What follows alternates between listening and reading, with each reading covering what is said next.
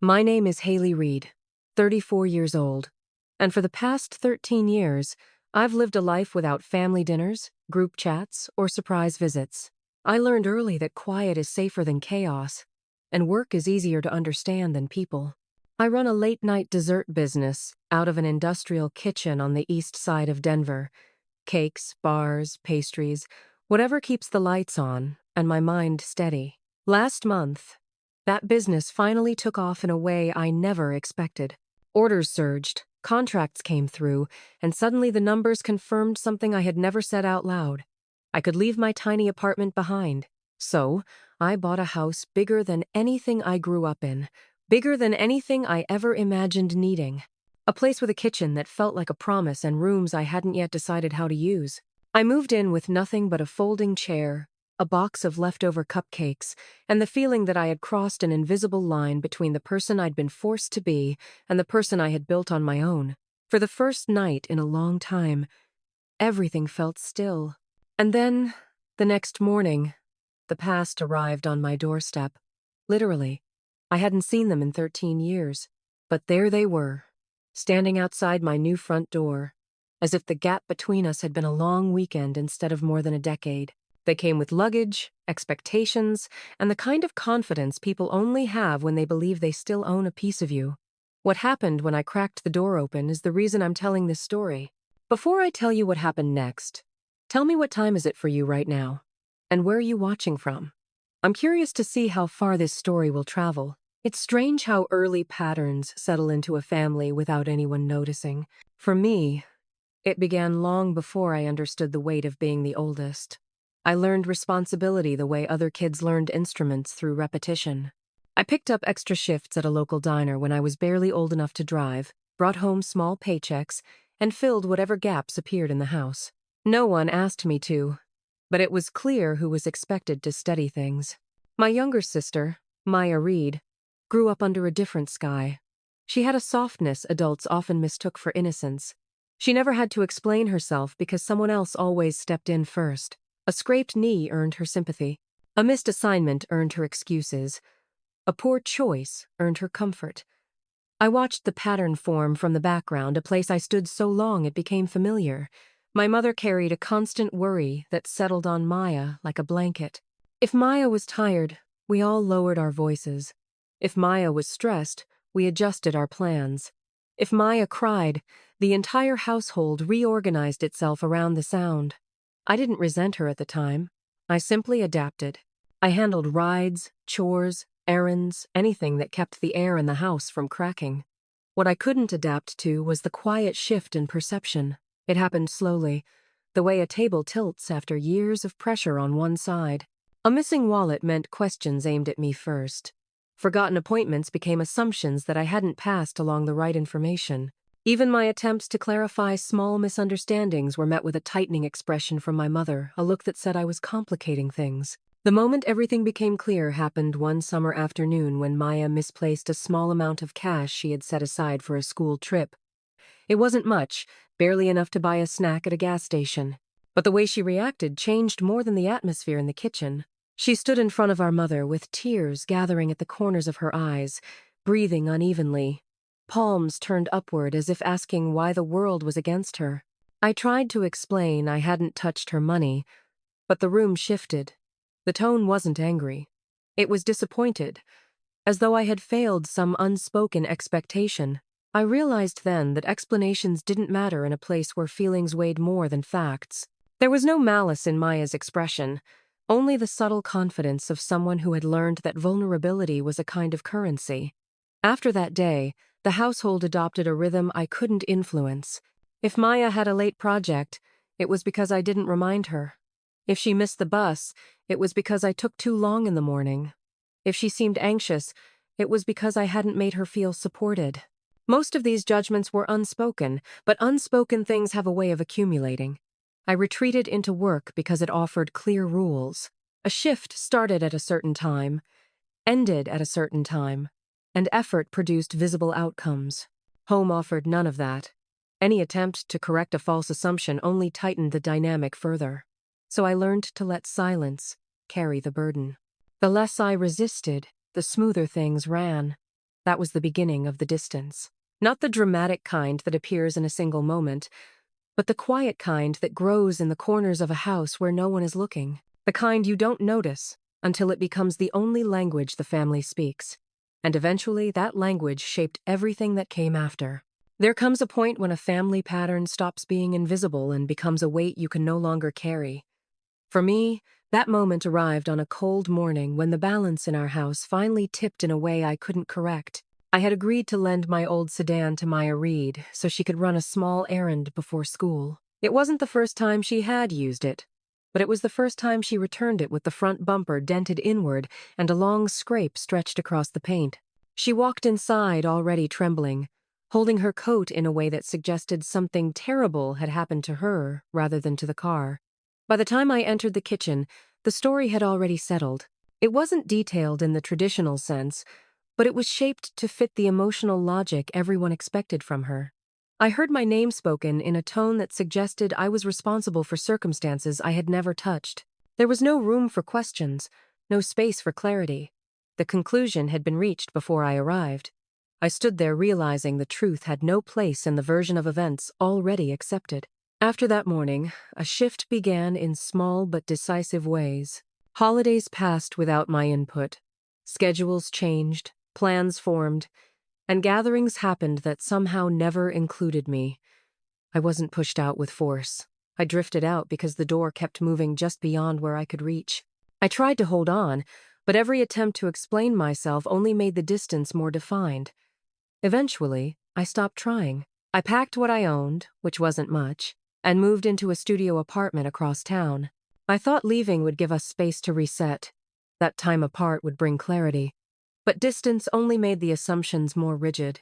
I became the sister who pulled away, made things complicated, and chose her own life at the expense of everyone else. None of these ideas matched the truth, but truth had stopped being a shared language. 13 years is a long time to live outside the orbit of people who once defined your world. During those years, I worked whatever jobs kept the rent paid. I brewed coffee at dawn, cleaned offices in the evenings, and learned how to mix batter in dark kitchens when the rest of the city slept. Work made sense. It never pretended to be something it wasn't. Effort produced results, and results kept me moving. Meanwhile, Maya Reed created her own mythology online.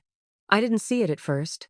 I wasn't connected to any family accounts, but word spreads, especially when the story is dramatic. I heard that she posted cryptic sentences about betrayal, healing, and finding strength when some people abandon you for their own comfort. She wrote about being left behind, about carrying emotional burdens alone, about loving people who didn't love her back. She never wrote my name, but she didn't need to. Everyone following her knew exactly who she meant. It was strange watching relatives attach themselves to her narrative. They responded with prayers, encouragement, and reminders that family should forgive. They reshared her posts and sent her long messages that drifted back to me indirectly through acquaintances. It was clear they had built their own version of me, an unkind silhouette created from half-heard stories and assumptions that were easier to accept than the real person I was becoming. With each passing year, the distance settled deeper.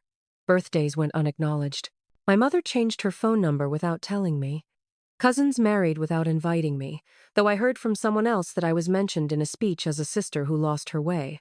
I didn't correct any of it. I didn't have the energy to rewrite stories people had no interest in rewriting. Silence grew until it became its own environment.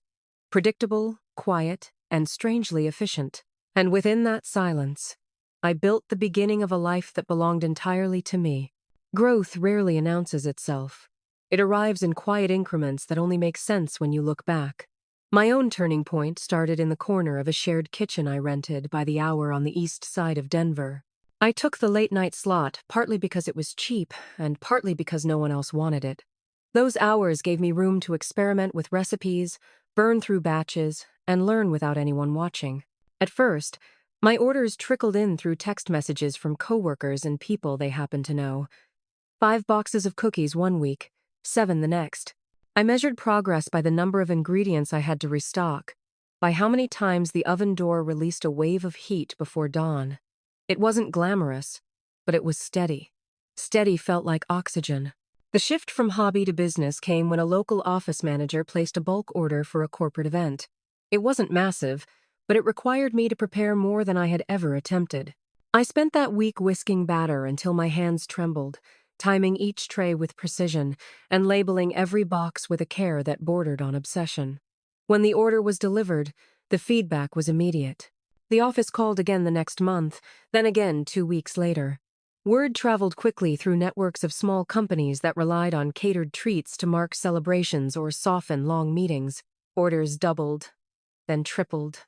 I bought larger mixing bowls, sturdier containers, and a second set of baking pans so I wouldn't waste time washing between batches. I started tracking expenses and income in a notebook, calculating what I could reinvest and deciding when risk was acceptable. Eventually, the shared kitchen became insufficient. I needed more storage, more refrigeration, more space to move. Renting a dedicated kitchen was a financial stretch, but it was also the first decision that felt like an act of faith in myself.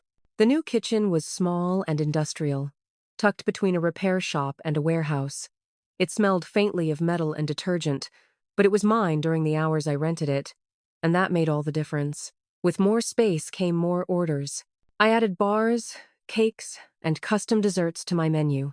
I organized deliveries with a schedule that required me to wake before sunrise, restock after midday, and work through evenings.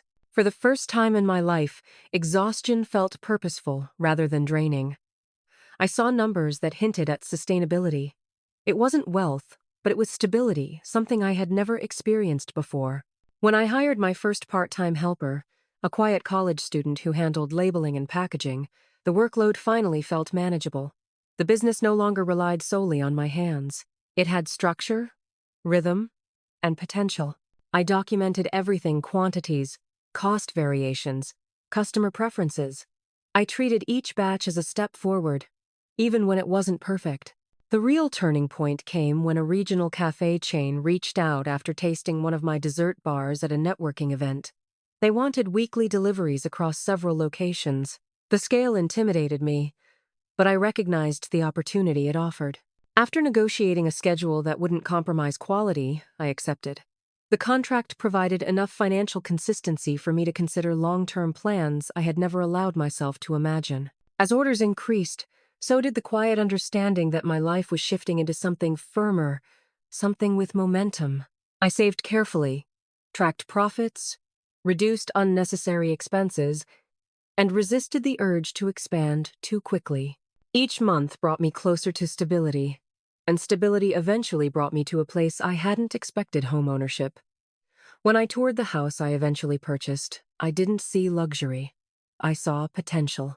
A kitchen with counter space wide enough for multiple trays, a living room large enough for team gatherings, and rooms I could use for storage or quiet. Signing the papers felt surreal, not because of what the house represented, but because of the years it had taken to reach that point.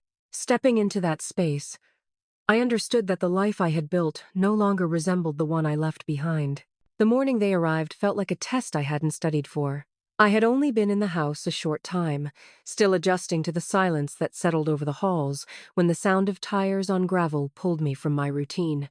Movement on the security camera caught my attention: two figures stepping out of a car with an ease that suggested familiarity rather than caution. One carried a suitcase. The other scanned the porch as if evaluating what she believed she was entitled to. Seeing them on my screen after 13 years felt unreal. Maya Reed, my younger sister, moved with the same practiced confidence she had perfected long before adulthood, the kind that came from believing rules applied to everyone except her. Behind her stood Evelyn Reed, my mother, gripping her sweater as if she expected the house to welcome her back. Neither looked uncertain. Neither hesitated. They came as though responding to an invitation no one had sent. I didn't rush to the door. I watched them longer than necessary, long enough to recognize their posture, their shared assumption, their expectation that the years of distance would bend the moment I appeared. Something in me steadied. I walked to the table near the entryway, picked up the folder I had prepared days earlier, and felt its weight settle into my hand like a promise I had made to myself. Opening the door only slightly was deliberate. I kept the gap narrow enough to maintain control, but wide enough to prevent misunderstanding. They stood directly in front of me, close enough that I could see the shine on Maya's freshly done nails and the faint irritation in my mother's expression. Neither matched the gravity of the years that had passed. Maya reached for her suitcase handle with casual certainty. She angled her body toward the threshold as though stepping inside was a formality she didn't need my permission for. My mother positioned herself slightly behind her, the way she used to whenever she expected me to comply without protest. For a moment, they both waited for the version of me they had shaped, silent, compliant, responsible for the comfort of everyone else. Instead, I stayed still. The folder in my hand remained closed, but its presence created an invisible distance they hadn't anticipated. The dynamic shifted. Maya's confident posture faltered just enough for me to notice. My mother's expression hardened in a way I recognized from years earlier, the look she used when she believed obligation outweighed autonomy. Holding my ground felt unfamiliar and powerful. I didn't rely on raised voices or explanations. I let the boundaries speak for themselves. I placed the folder slightly forward, not offering it, not hiding it, simply acknowledging its existence. A guest license, a no trespass notice already notarized, and a ledger documenting every expense, every debt, every manipulation that had slowly cut me out of the family narrative. These documents represented a version of myself that had finally learned to write things down instead of carrying them in silence. The air between us grew heavier. Maya shifted her weight, recalculating the situation. My mother's eyes moved from me to the folder, then to the narrow gap of the open door, as though realizing the home she assumed she could enter was no longer an extension of her authority. I felt no urgency to fill the silence. It wasn't my responsibility to ease their discomfort. They waited for permission. I didn't give it. I didn't raise my voice or repeat what the documents already made clear. The boundary existed whether they accepted it or not. Eventually, I stepped back not to invite them in, but to place the folder on the small console table behind me. I positioned it deliberately, a reminder that every decision moving forward would be written, measured, and chosen by me alone. The moment held steady, unbroken, each of us understanding what the years apart had changed. By the time the door finally closed behind them, the house felt different. Not quiet had been my normal for years, but defined, as if the walls themselves understood the boundary I had drawn. I stood there longer than necessary, letting the adrenaline settle before returning to the kitchen. It didn't take long for my phone to vibrate. The timing was predictable, almost rehearsed, the way trouble always traveled through the same channels. The first alerts came from cousins I hadn't spoken to in more than a decade. Screenshots of posts appeared in rapid succession. I didn't open the messages, but the previews made their intent clear.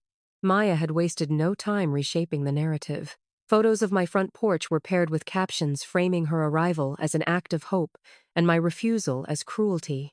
She understood the digital stage as well as she understood our family's emotional landscape. Sympathy flowed toward her with familiar speed. I didn't respond. Engaging would have pulled me back into the script she had controlled for years. Instead, I opened my laptop, drafted a brief email, and sent it to the relatives still using the same addresses as before. It wasn't an explanation. It wasn't a plea.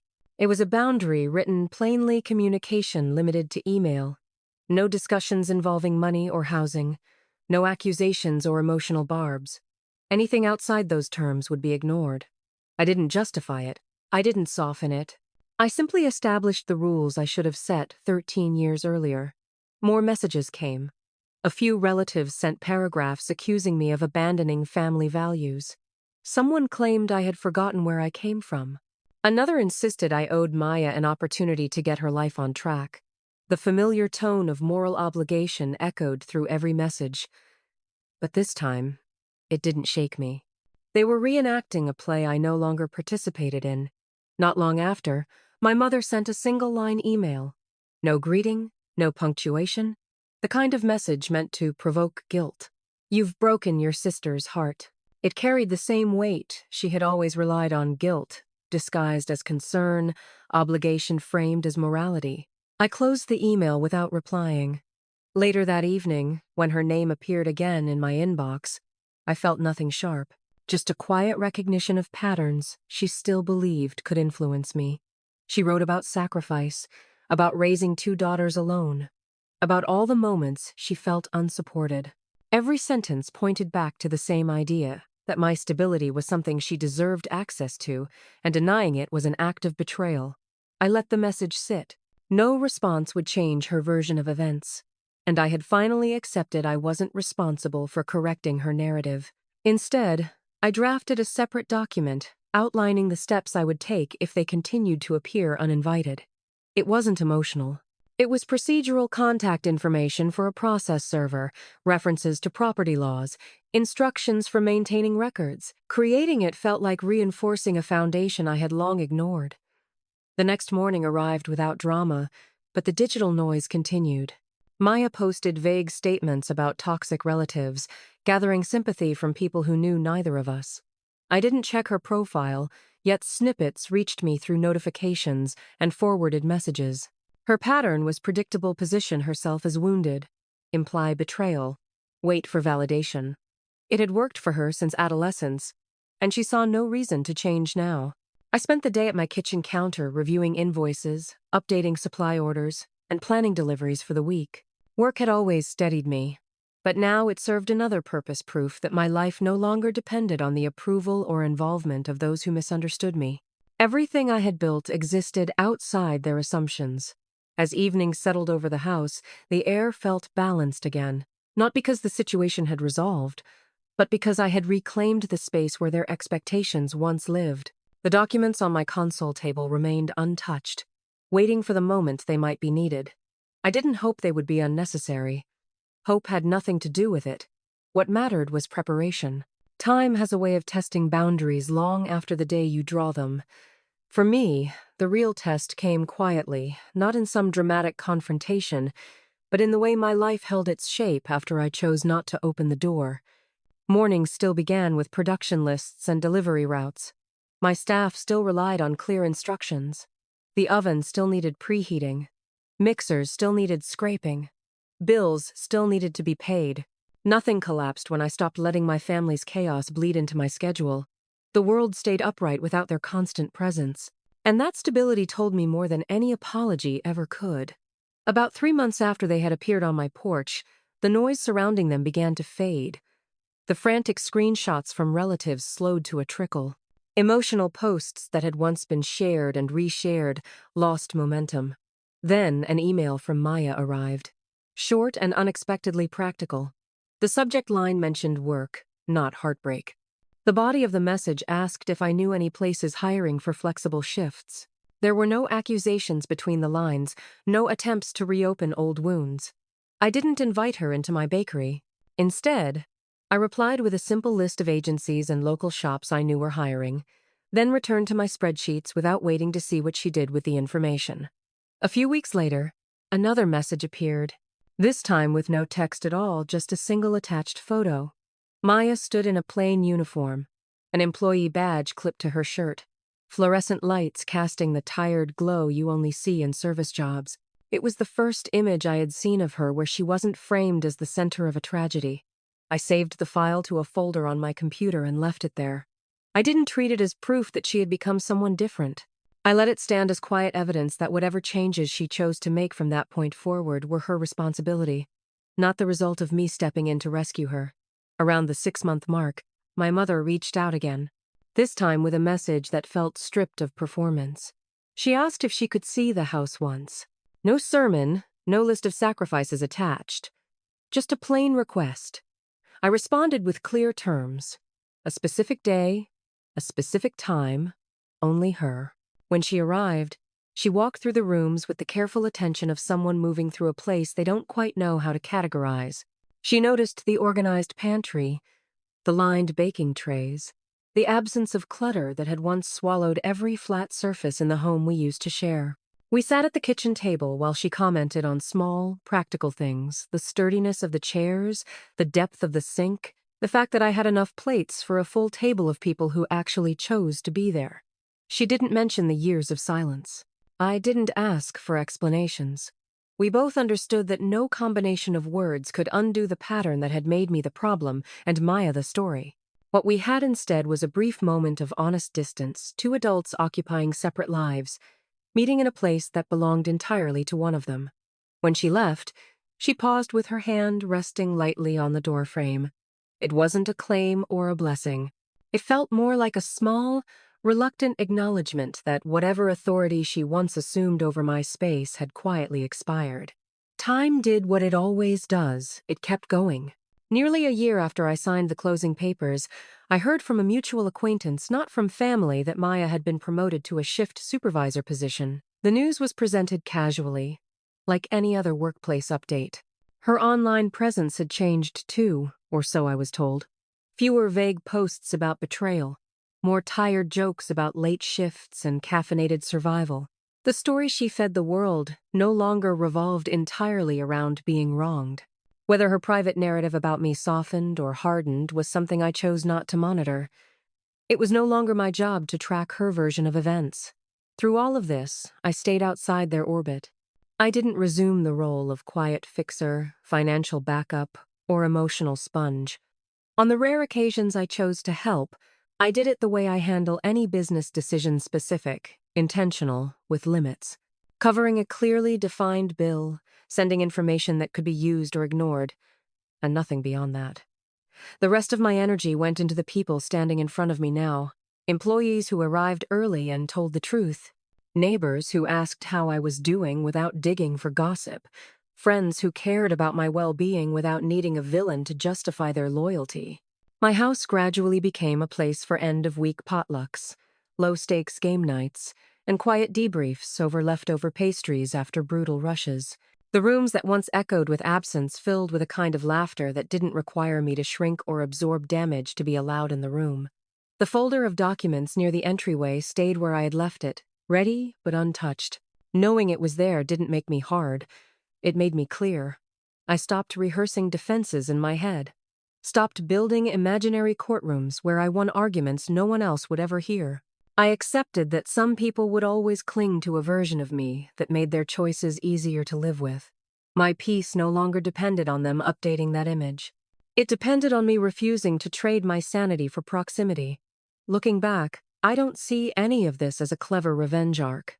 There was no moment where I won in a way that would satisfy a movie script. What happened was quieter and, to me, more important. I stopped letting other people's denial dictate the shape of my days.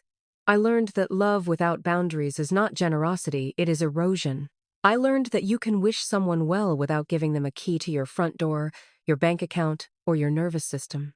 I learned that being called selfish by people who benefit from your exhaustion is not a reliable measure of your worth.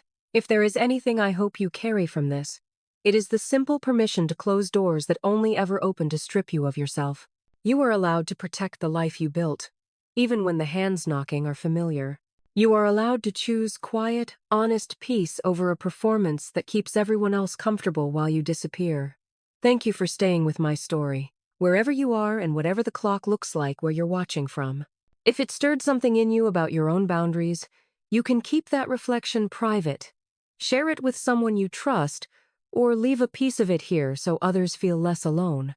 However you choose to respond, I hope you remember that protecting yourself is not cruelty. It is the beginning of living in a way that finally makes sense.